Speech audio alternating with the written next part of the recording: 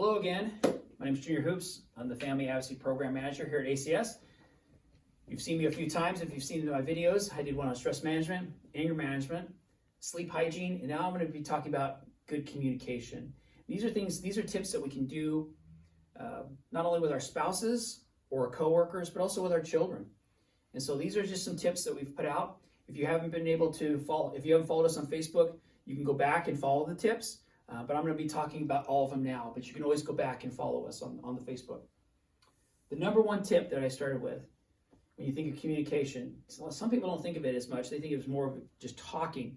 Listening is actually one of the number one things for communication. Listening to the individuals that are actually speaking, and not only just listening to them, but actually looking at them, giving them eye contact, not doing okay, how am I going to respond to them as they're talking? So listening is the most important aspect of communication.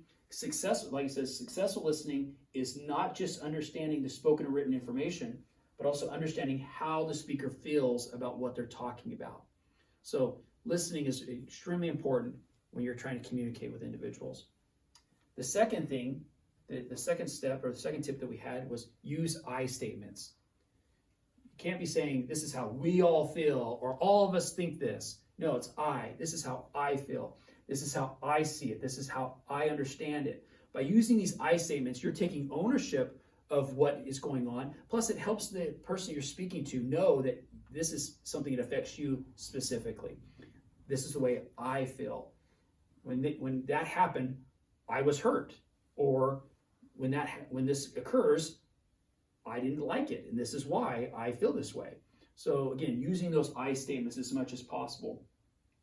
Like it says here, is others can understand how angry, hurt, or just how useful it is what's going on with you when you're communicating to them. And don't be shifting the blame. This is the way I feel. It can't be, you're a dork, and because of that, this is the way I feel. No, that's blaming, that's name calling. You don't want to be doing that. It's when this happens, this is how I feel. The third tip was being open-minded. Trying to listen to the individuals and also putting yourself in their position. How would I feel in this position? If somebody said that to me, how would I feel? Also, before you start talking to individuals, again, thinking about how would I feel in this situation if I said this to them, and how can I maybe respond to that? Again, going into with an open mind as much as possible when you're thinking about talking to somebody about some things.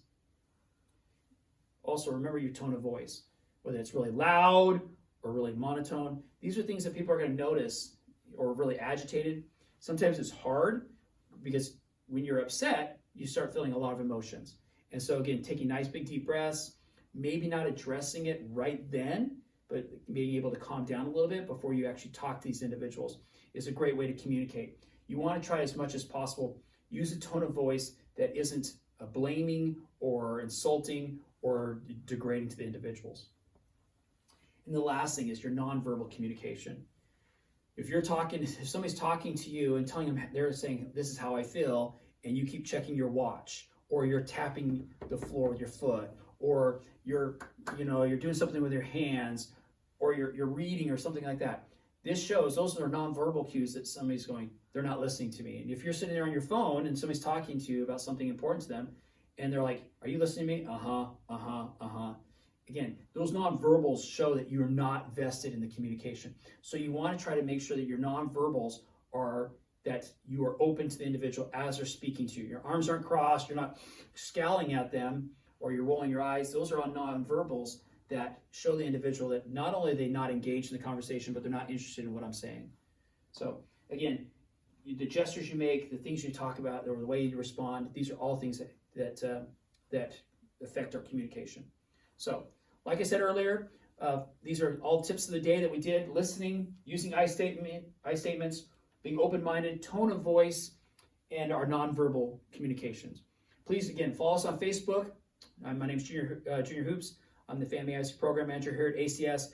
And if you have any questions or comments or concerns, please feel free to give us a call or shoot us a message or email. Thank you.